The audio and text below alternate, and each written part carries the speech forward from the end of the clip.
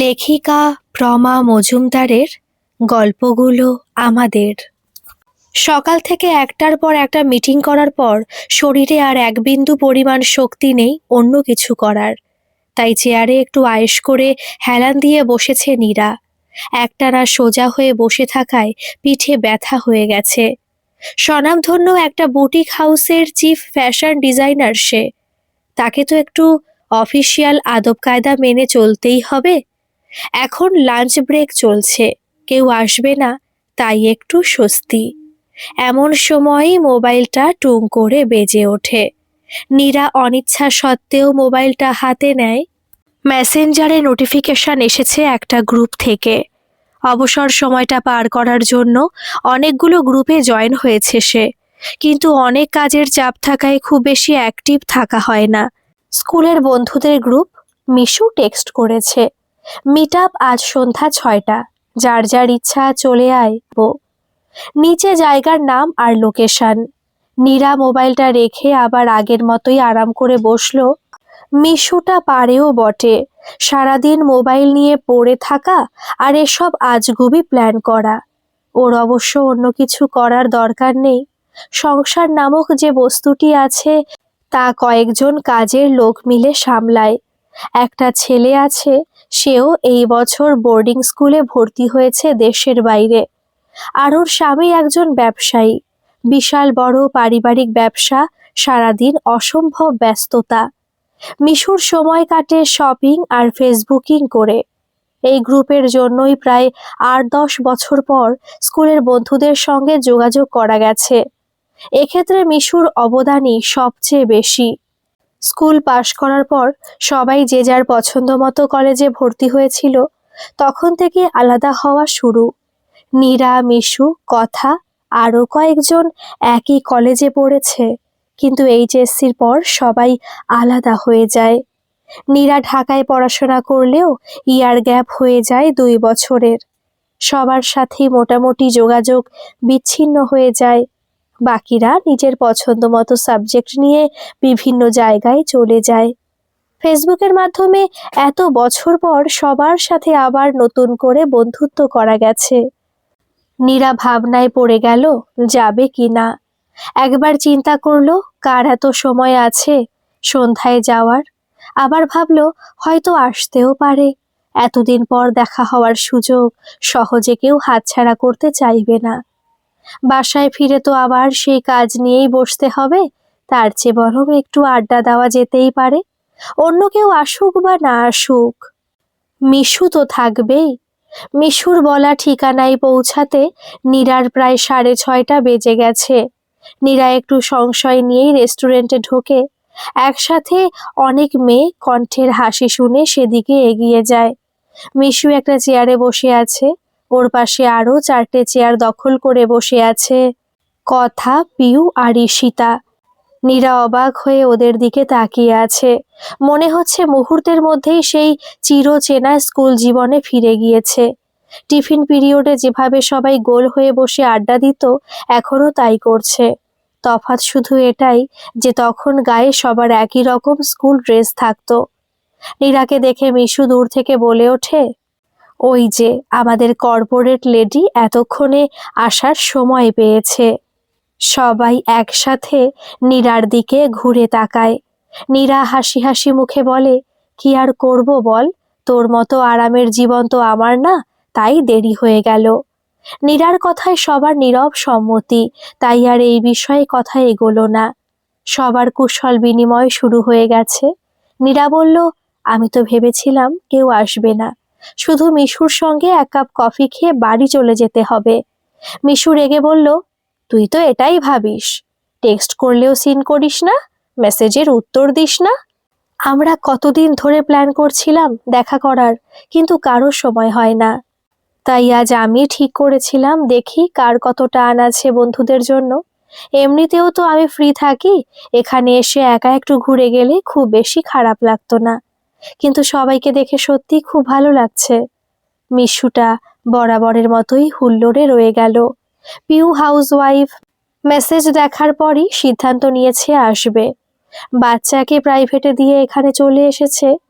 ঈশিতা ঢাকায় থাকে না, ওর শ্বশুরবাড়ি খুলনায়, তবেও রেগুলার গ্রুপে অ্যাক্টিভ থাকে। কয়েকদিন আগে বাবাকে দেখার জন্য এসেছিল, আজ রাতের ট্রেনে চলে যাবে।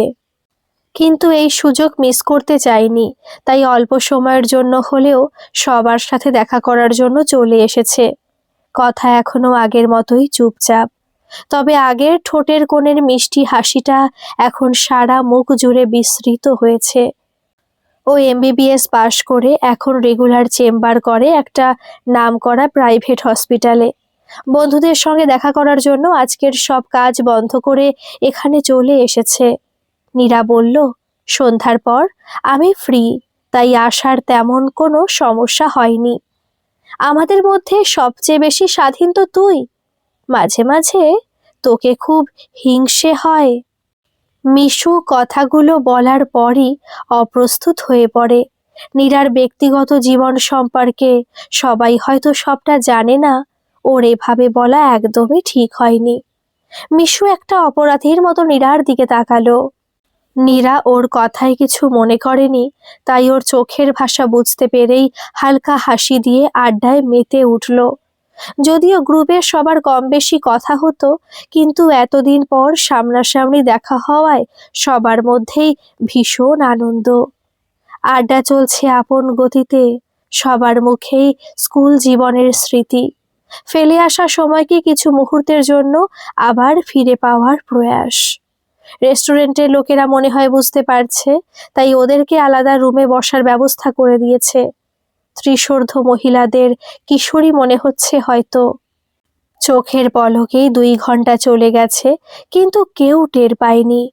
পিউয়ের ফোনে কল এসেছে, ওর বাচ্চার ছুটি হয়ে গেছে, ওকে উঠতে হবে।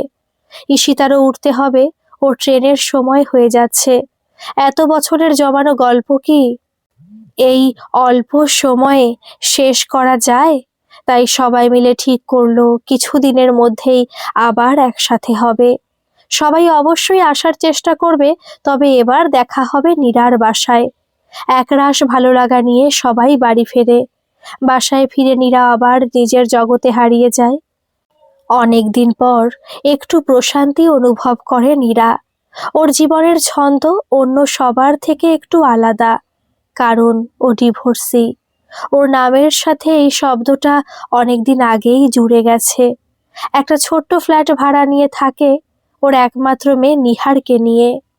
নিহার এই বছর 7 বছর পূর্ণ করবে। ওর সব সময় দেখাশোনা করার জন্য নীরা একজন আয়া রেখেছে। মেয়েটা এখন ওর পরিবারের একজন অবিচ্ছেদ্য অংশ হয়ে উঠেছে। নিহার বেশিরভাগ সময় তার সাথেই থাকে, কিন্তু মা ফেরার পর থেকে মাকে ছাড়া থাকতেই পারে না।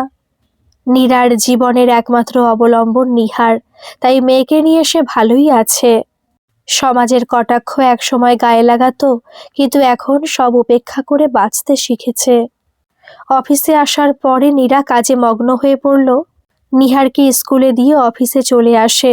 বাসায় নিয়ে যায় পিয়া, ওর সাহায্যকারী। অফিসে আজ কাজের চাপ অনেক বেশি।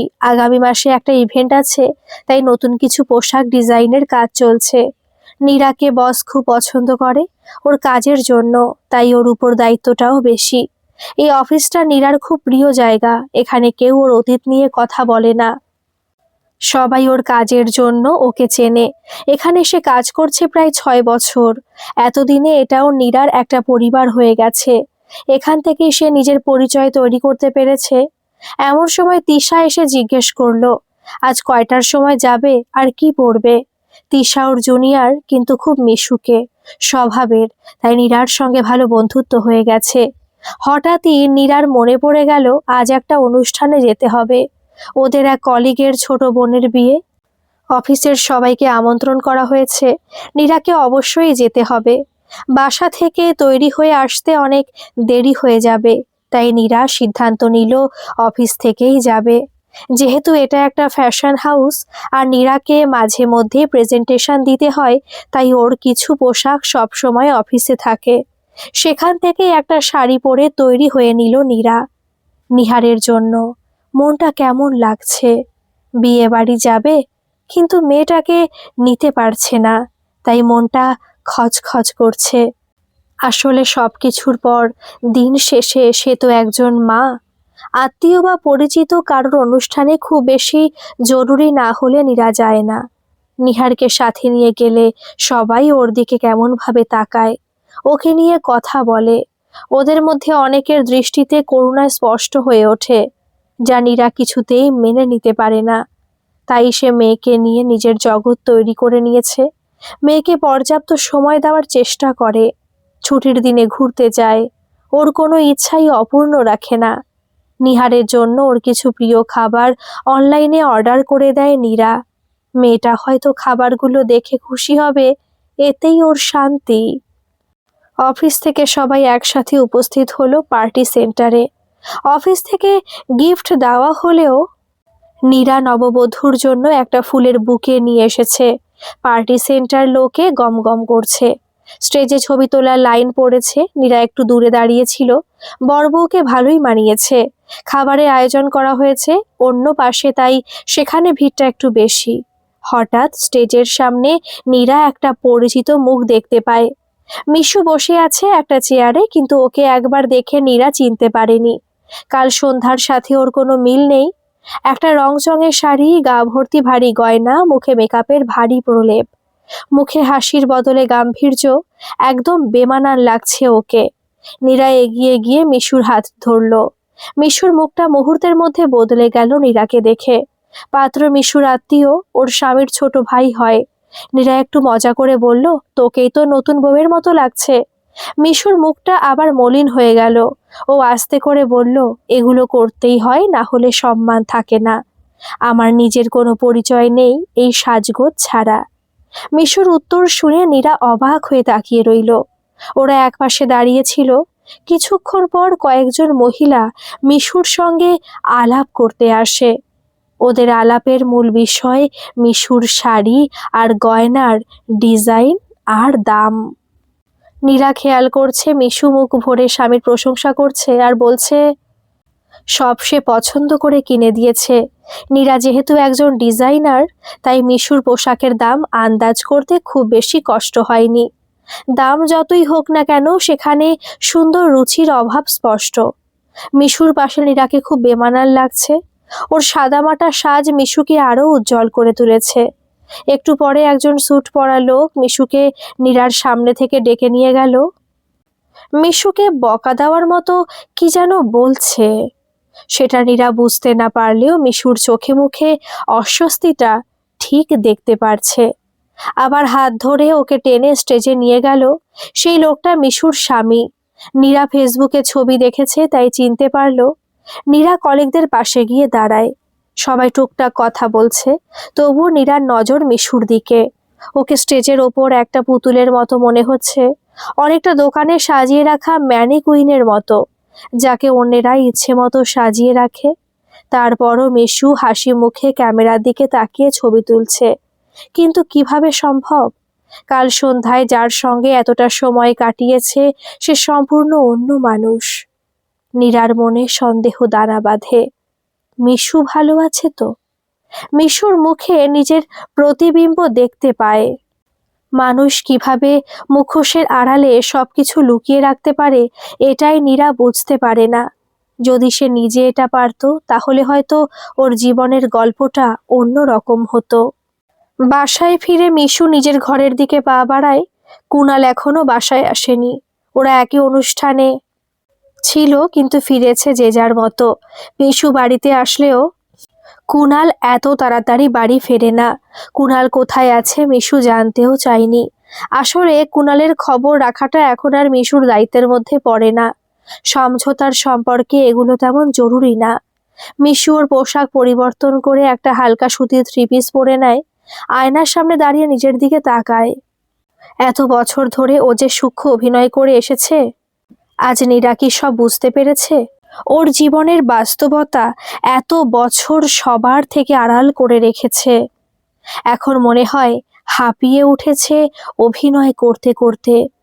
এই প্রাসাদ সমান বাড়িতেও রাজরানীর মতো থাকে, কিন্তু এই বাড়িতেও নিজের বলতে কেউ নেই। ছেলেটাও এই বছর দার্জিলিংয়ে চলে গেছে। কুণালের বাবা মা অনেক আগেই মারা গেছে, তাই এই সংসারের একচ্ছত্র অধিপত্য মিশুর। তারপরও ও অসুখী। প্রায় 12 বছর আগে মিশু এই বাড়ির বউ হয়ে এসেছিল। তখন সবেমাত্র কলেজ পাশ করেছে। বন্ধুদের মধ্যে ওর বিয়ে হয়ে যায় সবার আগে। মধ্যবিত্ত পরিবারের মেয়ে মিশু এই পরিবারের সঙ্গে বড্ড বেমানান, কিন্তু শুধু সুন্দরী হওয়ার জন্য এই আলিশান পরিবারের বউ হওয়ার সুযোগ হয়েছে। বাড়ির বড় মেয়ে, ওর পরে আরো 2 ভাই বোন, তাই বাবা মা ওকে তাড়াতাড়ি ঘাড় থেকে নামাতে পেরে খুশি হয়েছিল। বিয়ের পর ওকে ভালোভাবে বুঝিয়ে দেওয়া হয়েছিল ওর একমাত্র যোগ্যতা ওর রূপ। কুণালের বাবা খুব বুদ্ধিমান মানুষ ছিলেন। সমকক্ষ কাউকে একমাত্র ছেলের বউ না করে একটু দরিদ্র ঘরের মেয়েকে বিয়ে করিয়েছিলেন, যাতে করে তাদের মাথা বরাবর উঁচু থাকে। বিয়ের পর মিশুর আর পড়াশোনা করা হয়নি। বড়লোক বাড়ির বউ এই পরিচয়কে আপন করে নিতে হয়। বিয়ের কিছুদিন পর থেকেই বুঝতে পারে কুণালকে। ও বাবাকে ভয় পায়, তাই অনিচ্ছায় মিশুকে বিয়ে করেছে। ওর ভালোবাসা অন্য কেউ ছিল। মিশুকে ও কোনো দিন ভালোবাসতে পারেনি। শুধুমাত্র বংশ রক্ষার তাগিদে ওদের একটা ছেলে হয় ঠিকই, কিন্তু ওদের মনে দূরত্বটা আজীবন রয়ে গেছে। কুণাল আস্তে আস্তে মিশুর সঙ্গে খারাপ আচরণ করা শুরু করে। অনেক রাতে নেশা করে বাড়ি ফেরা, একই বিছানায় শুয়ে অন্য মেয়ের সঙ্গে ফোনে রাত জেগে কথা বলে।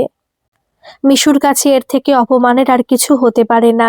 প্রতিবাদ করতে গেলে অকথ্য ভাষায় গালাগালি করে। একসময় মিশু নিজের পরিবারকে জানায়, কিন্তু ওর বাবা মা উল্টো ওকেই বোঝায় মানিয়ে নিতে, সবকিছু মেনে নিতে।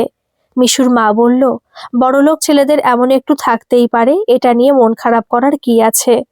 কুণালের সঙ্গে সম্পর্কটা মিশুর রাখতেই হবে, কারণ কুণালের পরিচয় দিয়ে মিশুর ভাই একটা ভালো চাকরি পেয়েছে। ওর শ্বশুর মিশুর বাবাকে ব্যবসা করার জন্য অনেক সাহায্য করেছেন।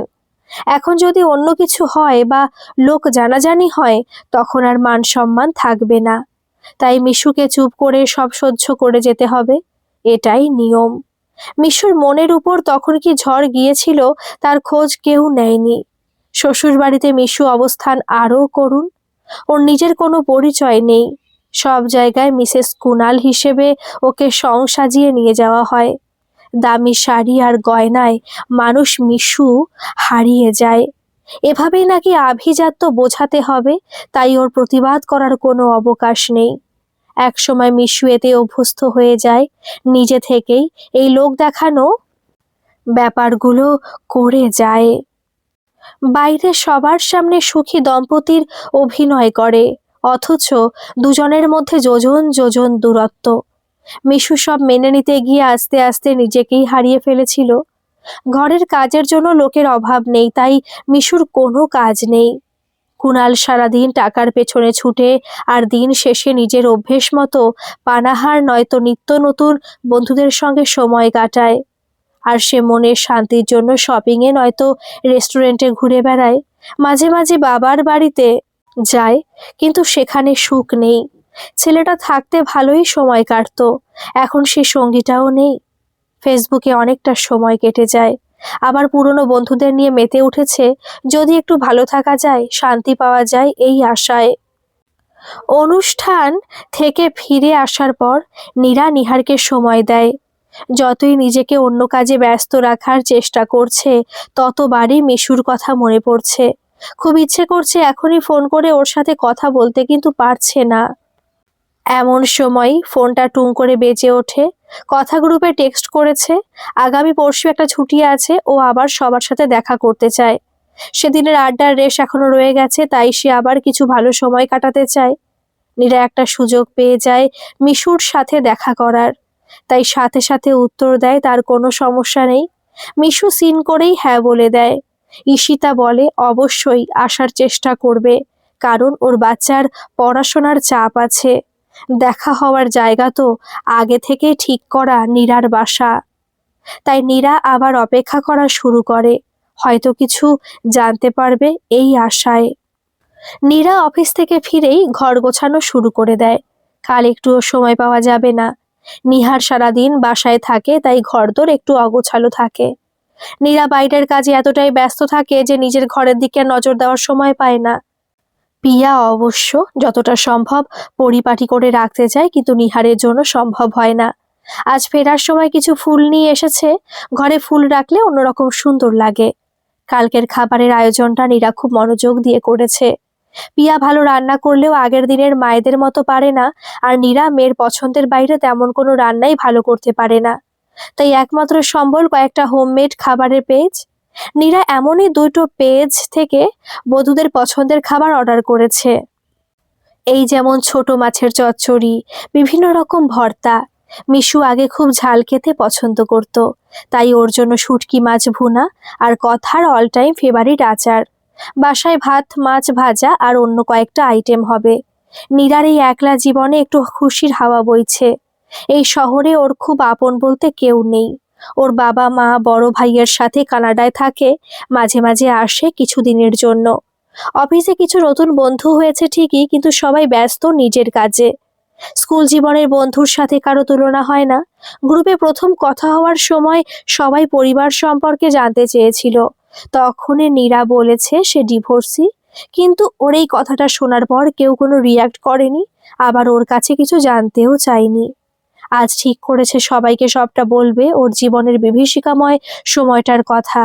কখনো কাউকে বলা হয়নি, আজ বলতে চায় নিজের সবচেয়ে প্রিয় মানুষদের। মিশু একদম সময় মতো চলে এসেছে।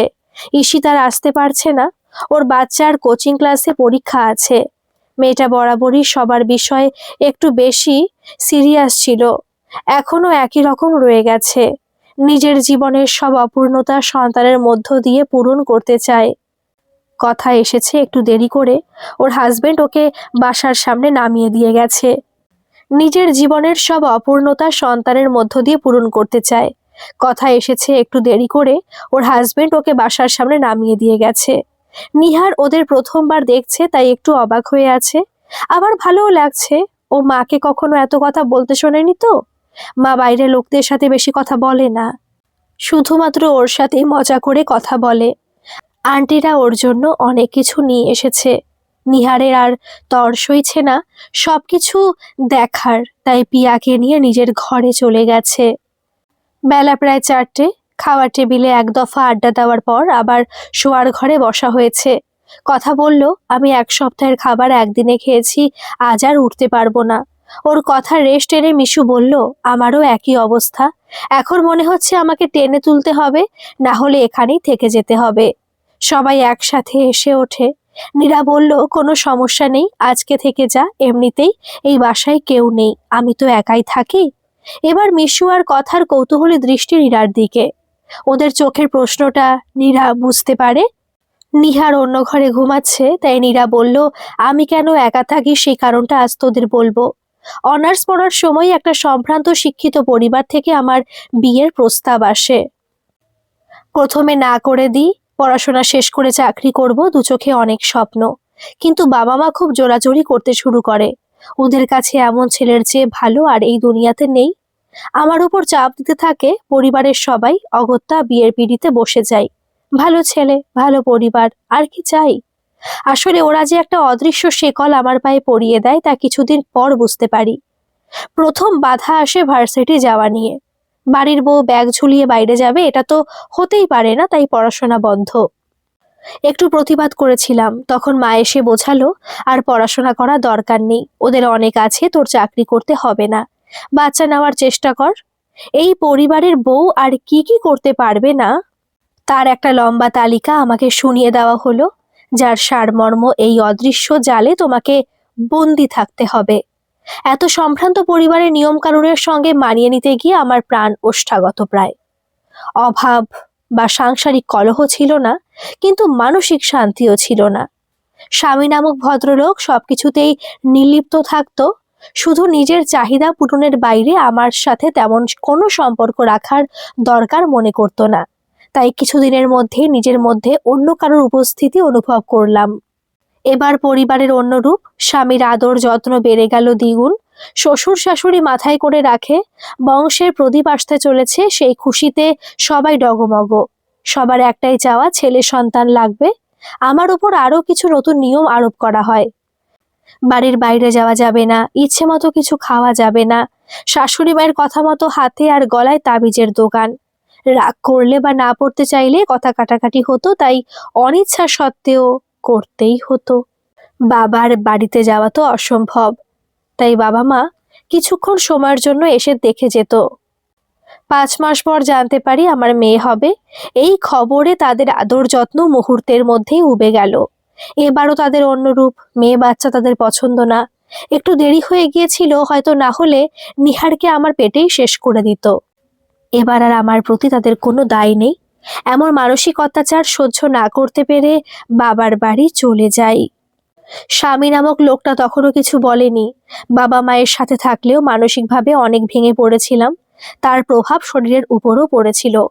নিহার হওয়ার সময় অনেক সমস্যা হয়, ডাক্তার জানিয়ে দেয় আমি আর মা হতে পারবো না। একটু খারাপ লাগলেও মেয়ের মুখ দেখে সব কষ্ট ভুলে যাই। মেয়ে হওয়ার পর সে সম্ভ্রান্ত পরিবারের মানুষেরা 3 মাস পর ওকে দেখতে এসেছিল, কিছু দামি উপহার নিয়ে, এমনকি মেয়ের বাবাও। ততদিনে আমি মোটামুটি সুস্থ। আমাকে আর নিহারকে তাদের বাড়ি নিয়ে যায়। আমার স্বামী আবার সন্তান চায়। আমি ডাক্তারের কথা জানাই, এতে তাদের আসল রূপটা দেখতে পারি। একদিন বসার ঘরে সবার সামনে শাশুড়ি মা বলেন, পরিবারের বংশধর হিসেবে একটা ছেলে হতেই হবে, না হলে ছেলেকে আবার বিয়ে করাবে। আমাকে আর আমার বাবা মাকে কিছু অশালীন ভাষায় অপমান করে। কেন তাদের ডাক্তারের কথা আগে জানানো হয়নি তাই বলে। আমার সহ্য শক্তি আর ছিল না, তাই ওদের মুখের ওপর অনেকগুলো কথা শুনিয়ে দিই। আমার স্বামী পাশে ছিল, কিন্তু সে মায়ের তালে তাল দিয়ে যাচ্ছিল। নিজেকে আর সংযত রাখতে পারিনি। সেই কাপুরুষের গালে সপাটে একটা চড় বসিয়ে দিই। সেদিনই এক কাপড়ে শুধু নিহারকে নিয়ে সেই বাড়ি থেকে চলে আসি। আমার ধৈর্যের বাঁধ অনেক আগেই ভেঙে গিয়েছিল, তাই সেদিন প্রকাশ করার সময় আর কোনো দ্বিধা হয়নি। বাবা মা হয়তো নিজেদের ভুল বুঝতে পেরেছিল, তাই আমাকে সব দিক থেকে সাপোর্ট করেছে। কিন্তু ততদিনে অনেক দেরি হয়ে গেছে। একদিকে কোলে ছোট্ট নিহার, অন্যদিকে সমাজের কটাক্ষ। আমার সবকিছু এলোমেলো হয়ে যায়। কিছুদিন পর মেয়ের মুখের দিকে তাকিয়ে আবার নিজেকে গড়ে তুলতে শুরু করি। একটা প্রাইভেট ভার্সিটি থেকে ডিজাইনারের কোর্স করি, বিভিন্ন ওয়ার্কশপে কাজ করি। ভাগ্য সুপ্রসন্ন ছিল হয়তো, তাই চাকরিটা পেয়ে যাই। ততদিন পর্যন্ত বাবা মায়ের সঙ্গেই থাকতাম। ভাই দেশের বাইরে থাকে, তাই কোনো সমস্যা ছিল না। কিন্তু সমস্যাটা অন্য জায়গায়। সেই এলাকায় অনেক পরিচিত মানুষ ছিল, যেখানে সব সময় আমার জীবনের চর্চা হতো। নিহারকে সেই পরিবেশ থেকে দূরে রাখার জন্য এই ফ্ল্যাটে চলে এসেছি। ওকে নিয়ে নিজের নতুন পৃথিবী সাজিয়েছি। নীরা কথাগুলো শেষ করে বন্ধুদের দিকে তাকায়। দুজনের গালে অশ্রুধারা। কেউ কোনো কথা বলছে না, কিন্তু চোখের ভাষায় সব বুঝিয়ে দিচ্ছে। কিছুক্ষণ নীরবতা, এরপর মিশু এসে নীরার পাশে বসে। ওর হাতটা শক্ত করে ধরে বলে, তোর অনেক সাহস। আমি কেন পারি না সব অত্যাচারের প্রতিবাদ করতে? কেন চলে আসতে পারি না মিথ্যে সম্পর্ক থেকে? কথাটা বলে ডুকরে কেঁদে ওঠে মিশু। কথা চুপ করে এক জায়গায় বসে আছে। ওর জীবন ভালোবাসায় পরিপূর্ণ হলেও আছে এক বুক শূন্যতা। সহপাঠী বন্ধুকে বিয়ে করে খুব সুখে জীবন কাটছিল, কিন্তু সেই সুখটা চিরস্থায়ী ছিল না।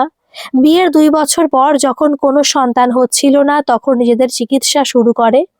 তারা দুজনেই যেহেতু ডাক্তার, তাই সমস্যা বুঝতে বেশি সময় লাগেনি। কথার জরায়ুতে খুব বড় একটা সমস্যা আছে, যার জন্য ও কোনোদিন মা হতে পারবে না।